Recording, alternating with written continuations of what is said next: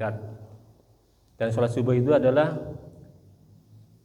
secara umum merupakan sholat yang paling berat, karena kita pada saat enak-enaknya istirahat, enak-enaknya tidur, ada panggilan untuk sholat. Nah, orang-orang tertentu, orang-orang terpilihlah yang mampu dan bisa untuk menunaikan sholat ini.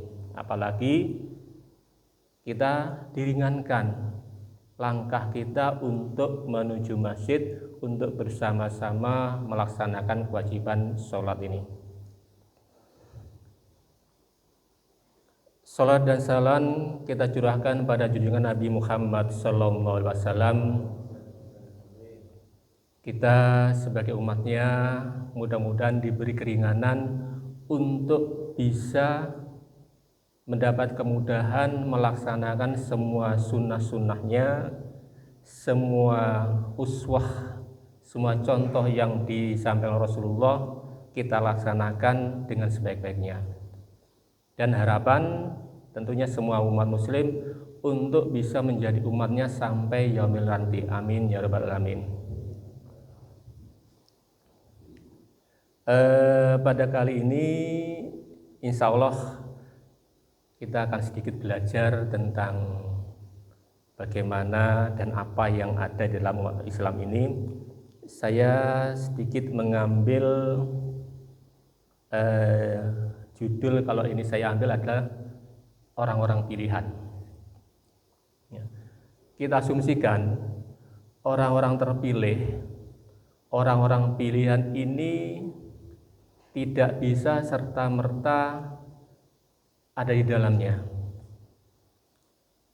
Seperti kita asumsikan pada kegiatan perlombaan, pertandingan, maka orang-orang terpilih yang menjadi juara, yang menjadi pemenang, itu akan mengalami seleksi yang bertahap, seleksi yang berulang-ulang, yang mana semakin lama tingkat kompetensinya, tingkat kesulitannya itu makin tinggi.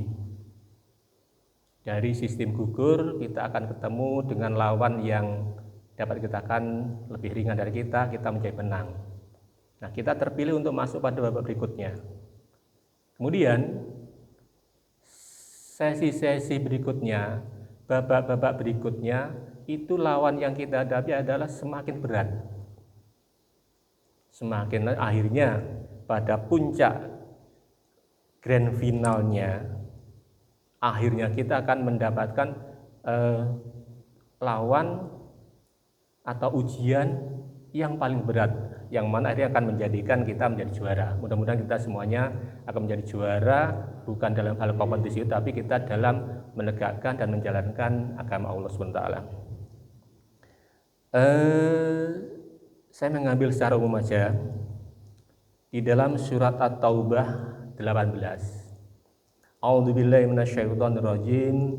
Innama ya'muru masyaidallahi man amana billahi wal yawmil akhir wa aqamas sholata wa atasyaka wa lam yakhsha illallah fa asya ulaika ayyakunu minal muhtadin. Yang artinya seperti ini.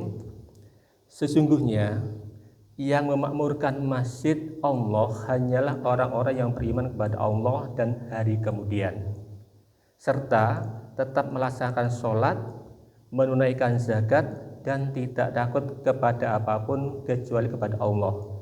Maka mudah-mudahan mereka termasuk orang-orang yang mendapat petunjuk. At-Taubah ayat 18. Nah, dari sini kita sudah bisa melihat siapa-siapa mereka-mereka yang memakmurkan masjid. Memakmurkan masjid kita artikan tidak hanya secara fisik saja, tapi yang sekarang lebih penting itu adalah pada kegiatan dan bagaimana masjid itu sesuai dengan fungsinya bagi lingkungan sekitar, bagi masyarakat. Orang-orang yang beriman dan pada Allah dan hari kemudian dan tetap melaksanakan sholat. Kita insya Allah bisa melaksanakan sholat 5 waktu dengan harapan kita sholat di masjid.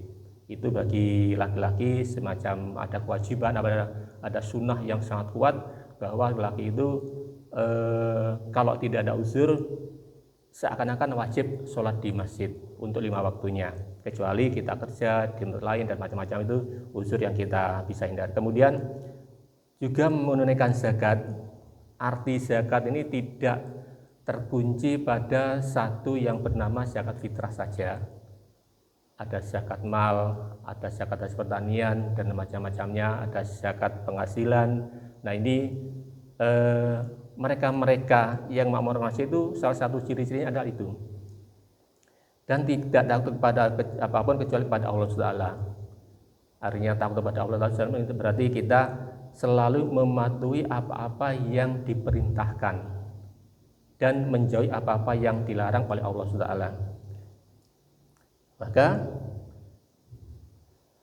mereka yang terpilih, mereka yang termasuk dalam surat ini, dalam ayat ini, yaitu mereka-mereka yang punya kemampuan dan punya niat ringan kakinya untuk selalu sholat berjamaah di masjid, kemudian menghadiri kajian-kajian majelis taklim, majelis ilmu. Tidak hanya saja itu yang tampak, misalkan kita aktivis di kegiatan masjid menjadi pengajar TPQ atau juga kegiatan yang bernuansa Islam. Alhamdulillah masjid kita sudah merintis dari berbagai kegiatan untuk menjadikan masjid kita lebih makmur, lebih banyak variasi kegiatan-kegiatan Islam kita, kegiatan-kegiatan keagamaan kita. Ini kita sudah merintis di masjid ini, salah satunya kegiatan Jumat Berkah. Ini yang terlibat tidak hanya pengurus takmir saja, tetapi warga sekitar, jamaah masjid yang terlibat mulai dari mereka yang menyumbangkan materialnya, menyumbangkan bahan-bahan mentah, yang mengolah, yang menyajikan, dan yang menyiapkan, dan sampai pada proses pembersihan masjid itu terlibat semuanya di kegiatan ini. Nah itu berarti sudah nampak kegiatan masjid satu poin semacam itu, banyak orang-orang terlibat. Dan alhamdulillah sementara masjid kita ini berkiblatnya pada beberapa masjid yang sudah melaksanakan lebih awal dan sudah sukses, dengan menggunakan prinsip saldo kita habiskan untuk kegiatan masjid, untuk kegiatan memakmurkan masjid. Ditambah lagi muncul ide dari beberapa jamaah, ada yang namanya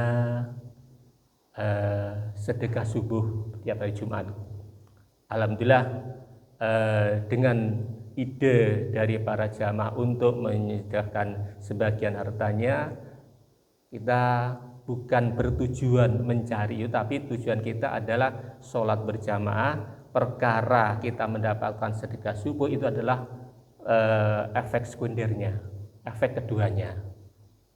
Kami sampaikan terima kasih pada para jamaah yang sudah mendonasikan sebagian hartanya untuk kegiatan itu. Dan alhamdulillah kita sudah mendapatkan satu donatur yang insya Allah setiap Jumat subuh sudah menyiapkan beberapa bahan mentah untuk dibagikan pada jamaah. Itu salah satu bentuknya. Kemudian TPQ sudah kita kembangkan sehingga anak-anak juga semakin kerasan di TPQ dan juga semakin bervariasi kegiatan-kegiatan TPQ yang ada di tempat kita. Nah itu salah satu bentuk-bentuk untuk memakmurkan masjid. Nanti insya Allah kalau panjenengan para jamaah punya ide yang lainnya untuk bisa mengaktifkan dan lebih banyak menyemarakkan kegiatan masjid, kita tampung dan kita evaluasi, kemudian kita laksanakan insya Allah semacam itu. Sebenarnya Allah SWT itu sudah memanggil kita semuanya. Kita dipanggil. Panggilan Allah itu yang tertera di dalam surat An-Nisa ayat 1, itu semua manusia dipanggil, yang bunyinya insya Allah semacam ini. A'udzubillahi minasyaitonir rajim. Ya ayyuhan nasu rabbakumul ladzi khalaqakum min nafsin wahidatin wa khalaqa minha zawjaha wa bassa minha rijalan katsiran wa nisaa wattaqullaha alladzi tasyaaluna biwal arham innallaha kana 'alaikum raqiba. Ini Allah memanggil pada semuanya. Wahai manusia, jadi semua dipanggil oleh Allah Ta'ala untuk apa? Bertakwalah kepada Tuhanmu yang menciptakan kamu dari yang satu, yaitu Nabi Adam, dan Allah menciptakan pasangannya, yaitu Ibu Hawa, dari dirinya. Dan dari keduanya Allah memperkembangbiakkan laki-laki dan perempuan yang banyak. Bertakwalah kepada Allah dengan namanya, kamu saling meminta dan peliharalah hubungan kekeluargaan. Sesungguhnya Allah selalu menjaga dan mengawasimu. Nah, panggilan umum ini kepada semuanya, tidak terkecuali. Pokoknya yang bernama manusia dipanggil, ayo bertakwalah kamu kepada saya, kepada Allah. Dan juga dipertegas lagi kepada Quran surat Al-Hajj ayat 1 yang berbunyi, A'udzubillahi minasyaitonirrajim, bismillahirrahmanirrahim. Ya ayyuhan nasu taqu rabbakum inna zalzalas sa'ati syai'un azim. Wahai manusia, bertakwalah kepada Tuhanmu, sesungguhnya guncangan hari kiamat itu adalah suatu kejadian yang sangat besar. Apa reaksi dari manusia? Nah, disinilah seleksi dimulai. Orang-orang yang dipilih oleh Allah itu di sini dimulainya. Setelah ada panggilan, dipanggil oleh Allah, hai manusia, ayo bertakwalah kepada Allah, bertakwalah kepadaku. Untuk apa? Nanti untuk selanjutnya kita masuk pada babak berikutnya. Sehingga di sini mulai terjadi kelompok-kelompok manusia. Ada yang ya ayyuhalladzina amanu, ada yang langsung beriman, ada yang acuh tak acuh, dan ada berbagai macam alasan yang dikeluarkan untuk menjawab perintah Allah kepada semua manusia.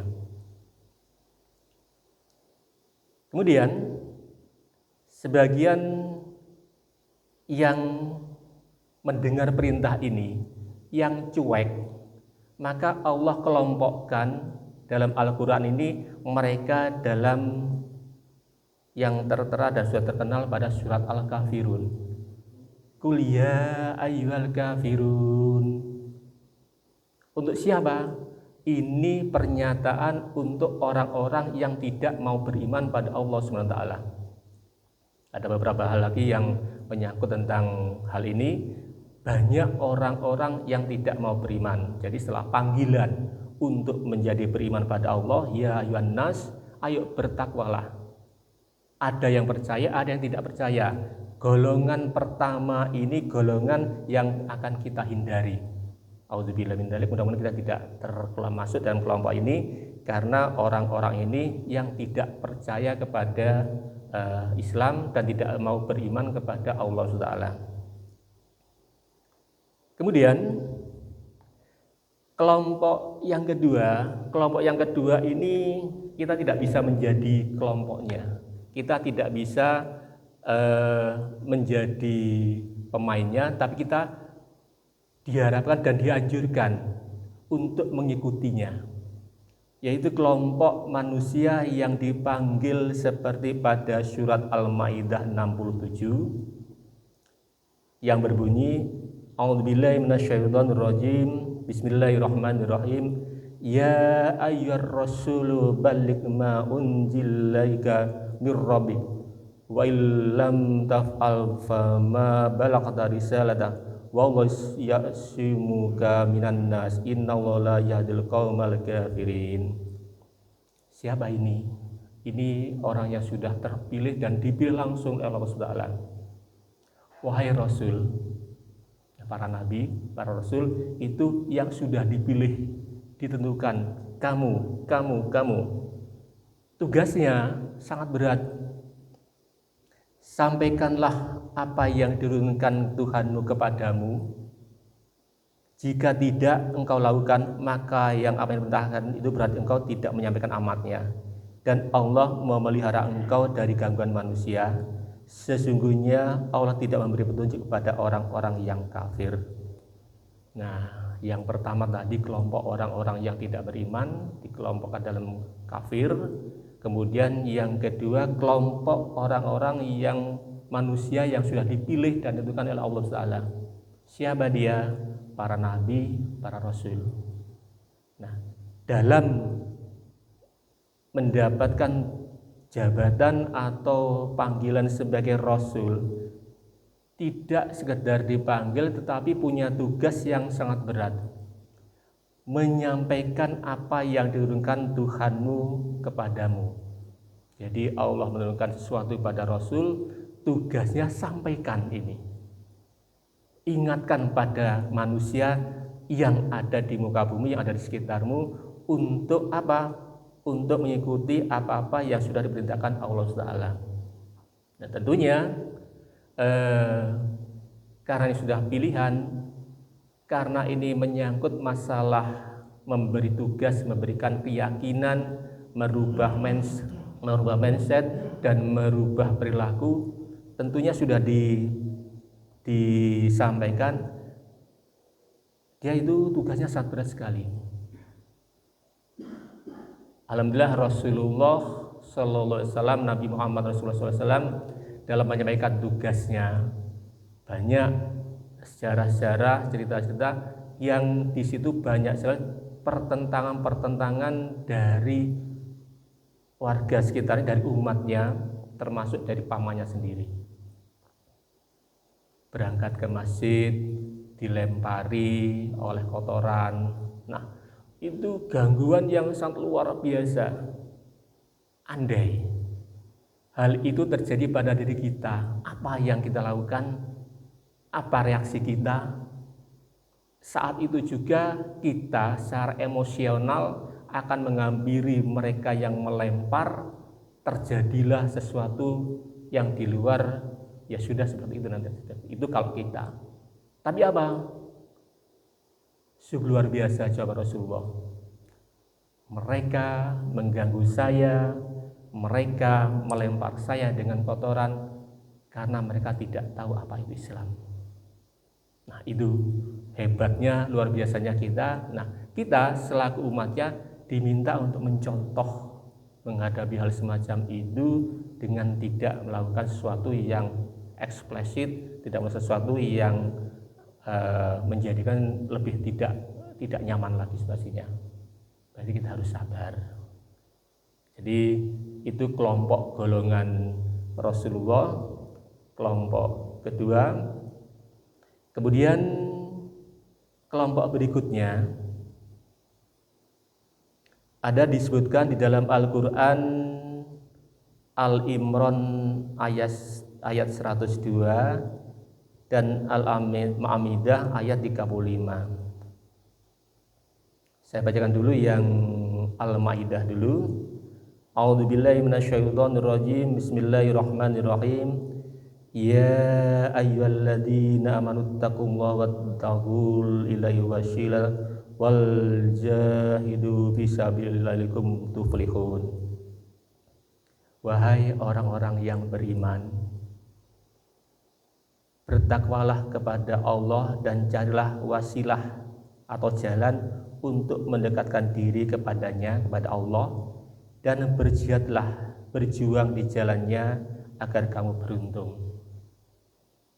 Nah, ini adalah kelompok orang-orang manusia yang setelah ada seruan ya ayyuhan nas ittaqullah, kelompok orang-orang inilah yang menyatakan ya, saya beriman. Setelah beriman, apakah diam? Ada kompetisi lagi, ada ujian lagi. Carilah jalan untuk mendekatkan diri kepada Allah dan berjihadlah. Jadi setelah kita mengucapkan asyhadu an la ilaha illallah wa asyhadu anna Muhammadar Rasulullah, ya tidak diam. Tidak hanya selesai begitu syahadat, selesai tidak. Nah, di dalam orang-orang beriman nanti ada kelompok-kelompok lagi. Ada yang syahadatnya karena keturunan seperti saya dan kebanyakan kita, karena orang tua kita muslim, otomatis kita menjadi muslim.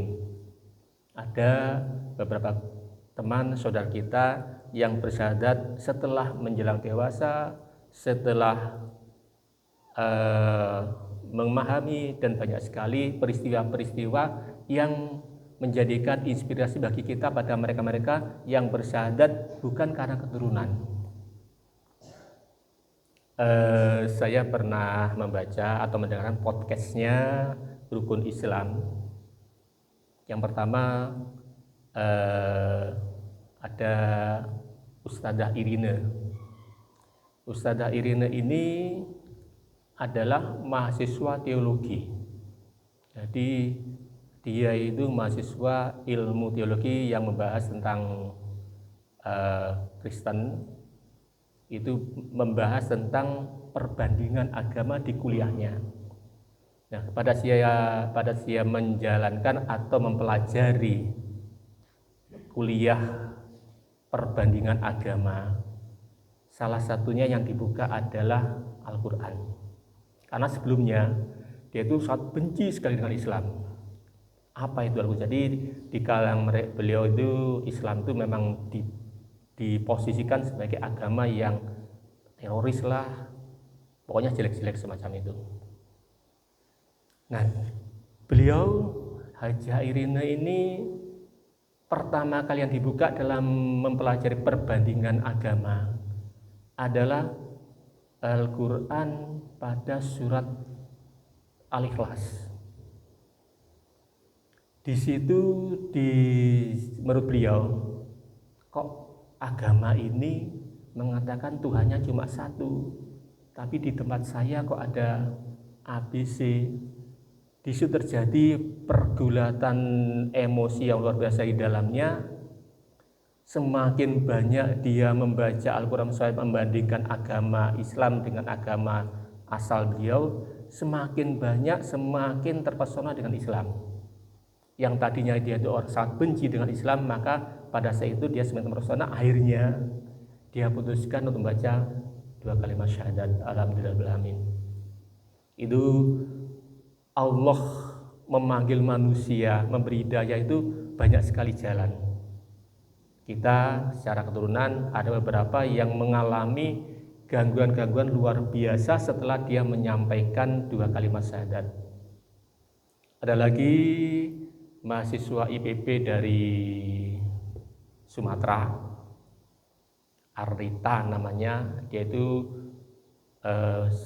sebelumnya adalah Kristen, kuliah semester pertama di IPB. Di IPB itu kuliah semester awal kewajiban harus masuk asrama selama 1 tahun.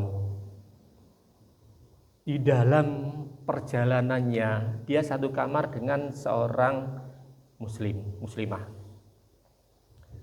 Si teman satu kamarnya ini setiap malam sholat malam dan membaca Al-Quran.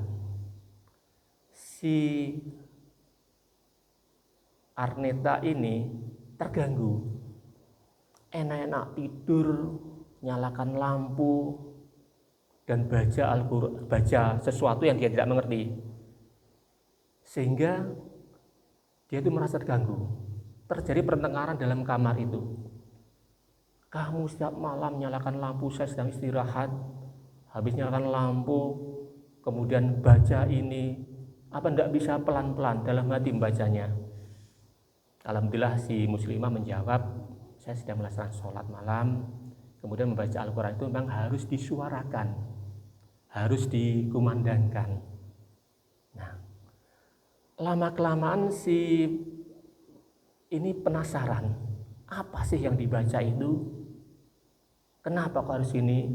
Nah, karena dia juga aktivis di gereja, dia mencoba mengimbangi dengan membaca Alkitabnya dengan cara keras juga. Dan dari perdebatan bla bla bla bla dan seterusnya,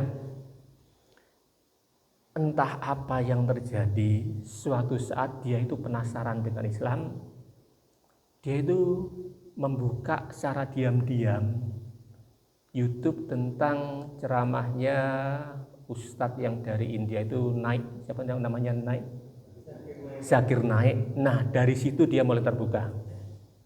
Apa yang terjadi?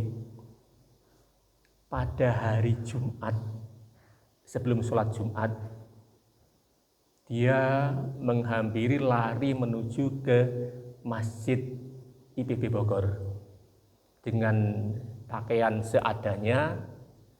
Kebetulan di situ ada takmir yang sedang mengatur masjid mempersiapkan sholat Jumat. Dia langsung datang ke orang yang di masjid itu. Ditanya, ada apa mbak? Pak, saya mau masuk Islam. Otomatis orang ini terheran-heran dan bingung. Kok ono wong wedok klambine ngene datang-datang, Pak, saya mau masuk Islam. Jadi pihak yang ditemui ini bingung dan melongo, bahasa kita melongo. Ono apa ini? Setelah terjadi komunikasi, ya sudah. Besok kamu hari Senin datang ke sini jam 3 sore. Pulanglah dia ke tempat kosan, dan itu berita didengar oleh para kakak-kakaknya yang juga mahasiswa, tapi dari kelompok yang agamanya dia. Akhirnya dia disekap, bukan disiksa, tapi di training, ojo sampai kamu itu lepas dari agama yang lalu. 3 hari. Senin pagi dia disuruh kembali ke kosan dengan pesan kakaknya tadi, apa yang kamu ambil nanti itu adalah resiko kamu. Oke. Begitu sampai kosan, dia itu ngantuk luar biasa, tapi punya janji akan datang ke Masjid IPB pada hari Senin sore. Dia kuatkan datang ke masjid. Alhamdulillah pada saat itu dia langsung melaksanakan pembacaan 2 kalimat syahadat. Betapa perjuangan semacam itu, apa selesai di situ perjuangannya? Tidak. Dia mengabarkan kepada keluarganya yang di Sumatera, Bapak, saya hari ini menjadi seorang muslim. Otomatis bagaimana bayangkan seorang ayah yang mengirim putranya untuk kuliah, kok tiba-tiba di tempat sekolahnya ada berita bukan prestasi akademik, tapi dia merubah keyakinannya menjadi agama Islam. Jawaban Bapak, kamu kalau menjadi Islam itu teroris. Kamu saya putus dari hubungan keluarga, saya coret dari kartu keluarga. Saya hentikan semuanya kiriman ayah untuk kuliah.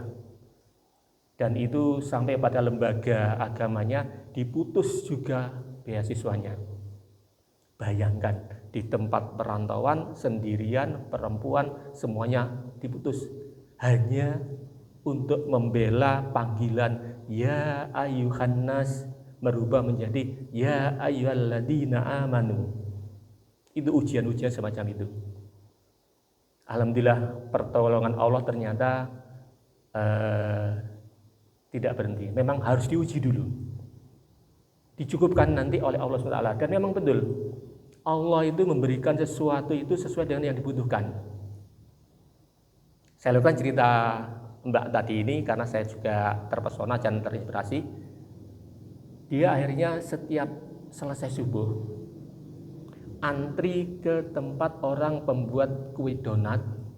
Dia ambil donat kulaan, dibawa ke kelas untuk dijual pada teman-temannya. Dan alhamdulillah cerita beliau, setiap hari dia bisa mendapatkan uang Rp10.000, cukup untuk makan. Dan juga dia bisa membuka les privat pada adik-adik mahasiswa SMP yang ada di sana, adik-adik SMA, SMP yang di sana. Dan itu ternyata Allah memberikan rezeki yang cukup untuk membayar kuliah, untuk membayar kos, cukup semuanya. Alhamdulillah itu bisa tuntas sampai dia selesai kuliah. Dan akhirnya dia mendapatkan beasiswa untuk meneruskan kuliah di S2 di Turki, dan itu semuanya free. Dan ini rezeki dari Allah, dan Allah memberikan sesuatu itu sesuai dengan apa yang kita butuhkan. Dan begitu dia selesai kuliah, anak yang les juga sudah tidak ada, dia jual donat juga tidak dilanjutkan lagi, karena mungkin menurut Allah kamu sudah cukup untuk kebutuhan semacam ini. Nah, itu bagaimana perjuangan beliau, perjuangan kita untuk menjadikan ya ayyuhalladzina amanu yang sempurna. Kita alhamdulillah karena keturunan kita enak-enak saja dalam zona nyaman untuk melaksanakan semua kebijakan-kebijakan, semua aturan dalam Islam. Mungkin ada lagi yang lebih heboh lagi, yang sekarang setiap jam hari Sabtu jam 2 siang ada di TV One, itu seorang bandar judi juga begitu, dari Sumatera, dia beragama Katolik, begitu sekolah SMA jurusan IT, begitu selesai IT dia bekerja di Jakarta sebagian IT, Ustadz Lim kalau nggak salah, semacam itu. Ceritanya dia itu menjadi mualaf pada saat di meja judi. Jadi dia itu setelah kerja di Jakarta, karena kemampuan IT-nya bagus, ditariklah dia ke Kamboja untuk menjadi operator judi. Nah, di sana di operator judi itu uang mengalir deras sekali. Kemudian karena dia tahu penghasilannya besar sekali, dia membuka sendiri. Jadi tidak kerja pada orang lain, membuka sendiri untuk menjadi bandar judi. Ternyata apa? Setelah dia berkomunikasi dengan para bandar-bandar judi, ternyata kebahagiaan itu tidak pada uang. Dia uang semuanya ada pada usia 22, dia sudah bergelimang uang ratusan juta. Dan setiap hari mengalir uang itu dari arena judi. Dan kuncinya satu, orang berjudi itu tidak akan pernah menang. Pemain loh ya. Karena apa? Setting itu sudah diatur oleh bandar, diberi kemenangan beberapa kali awal, tapi setelah dia ketagihan akan selalu kalah. Dibuat kalah memang. Jadi tidak mungkin ada bandar rela mengalahkan dia, tidak mungkin ada. Itu Ustadz Lim tadi semacam itu.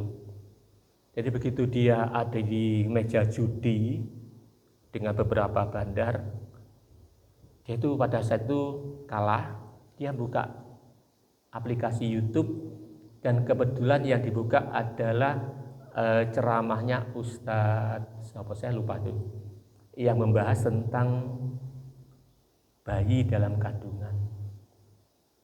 Kalau bayi dalam kandungan itu menjemput rezeki atau didatangi rezeki. Dalam kandungan, bayi dalam kandungan tidak bisa apa-apa itu adalah dijemput rezeki. Karena apa? Makanan apapun yang masuk kepada ibunya akan tersalurkan masuk kepada bayi tersebut. Setelah mendengarkan itu dan melihat YouTube itu, dia tutup YouTube-nya, langsung dia putuskan saya mau pulang ke Indonesia. Saat itu juga beli tiket pulang ke Indonesia. Kemudian bagaimana harta yang ada di meja judi, dia tinggalkan semuanya. Bayangkan ratusan juta dia tinggalkan. Nah, perjuangan itu yang patut kita apresiasi, kita contohkan kalau perjuangan kita tidak seberat mereka. Pulang ke Indonesia menjadi tidak punya apa-apa. Jualan kaos kaki, kemudian jualan ini, jualan itu, nah semacam itu perjuangan. Tapi alhamdulillah sekarang menjadi host tetap untuk kegiatan TV One yang namanya Sah Selalu Ada Hikmah. Itu beliau dan masih muda. Nah, kembali ke kelompok yang ya ayyuhalladzina amanu tadi, maka siapa orangnya? Orang-orang yang percaya. Tapi di dalam menjalankan orang-orang percaya kepada Allah ini berbagai banyak variasi. Ada yang mengatakan saya beriman, saya percaya saja. Yaitu apa? Tidak pernah sholat. Ada. Ada di KTP saja? Ada. Alhamdulillah, kita yang ada di sini tidak tahu masuk level yang mana, maka kita sendiri yang menentukan. Saya masuk beriman level mana? Apa sekedar menjalankan, apakah sekedar ini, apa sekedar itu, tapi masuk yang mana? Dan pada ayat berikutnya, Al-Imran ayat 102. A'udzubillahi minasyaitonirrajim. Bismillahirrahmanirrahim. Ya ayyuhalladzina amanu taqullaha haqqa tuqatih wa la tamutunna illa wa antum muslimun. Nah, ini ending yang kita harapkan. Wahai orang-orang yang beriman, bertakwalah kepada Allah sebenar-benarnya takwa kepadanya, dan janganlah kamu mati kecuali dalam keadaan muslim. Ini ending dari kita semuanya. Perjalanan kita selama beriman itu kuncinya satu, cuma disuruh bertakwa. Yang bagaimana? Tentunya paling tidak minimal untuk ukuran standar, kita membaca Fatihah 17 kali dalam sholat 5 waktu, itu minimal. Tapi perlu dan harus kita tambahkan, kita baca Al-Quran, kita mendengar kajian-kajian, terus selalu memperbarui keislaman kita, baca syahadat. Insya Allah kalau kita rutin menjalankan atau melaksanakan dan mendirikan sholat 5 waktu, kita akan bersyahadat pada setiap tahayat 9 kali kita laksanakan setiap hari. Itu standar minimal untuk menjadi seorang muslim, standar minimal untuk menjadi orang-orang yang beriman. Apa kita hanya standar itu saja? Tentunya kita diharapkan tidak. Kita harus mendirikan yang lebih plus, lebih lagi dari apa-apa yang sudah ditetapkan. Karena hal yang baik itu biasanya sulit. Karena hal-hal yang baik itu biasanya banyak tantangannya. Jadi saya aplikasikan tadi dalam proses kompetisi, pertandingan, kita itu masuk pada posisi mana? Apa masuk pada grand final, apa masuk kepada semifinal atau perempat final, dan macam-macamnya, kita yang bisa menentukan. Kalau saya hanya memposisikan sebagai standar cuma sholat 5 waktu saja, ini pun tidak ada pilihan lagi, sholat 5 waktu di masjid atau di rumah. Itu beda level sudah semacam itu. Banyak sekali hadis yang menyatakan bahwa sholat di masjid berjamaah itu lebih baik daripada sendirian di rumah. Tapi banyak sekali yang abai. Nah, itu juga pilihan bagi kita. Jadi kita bisa memilih mana yang baik, mana yang buruk, mana yang harus saya ambil, mana yang saya tinggalkan. Mudah-mudahan saya panjenengan yang ada di sini bisa menjaga yang lebih baik dan menjadikan Islam yang seperti diharapkan pada Al-Imran ayat 102, yaitu akhir menjadi akhir yang sekadar muslim. Mudah-mudahan karena apa? Akhir dari kita itu akan ditentukan oleh kebiasaan-kebiasaan kita. Kebiasaan jelek, kebiasaan baik itu kita yang menentukan. Untuk itu rambu-rambu ini pilihan. Ambil yang mana kamu? Ambil yang jelek atau ambil yang baik? Ada pilihan.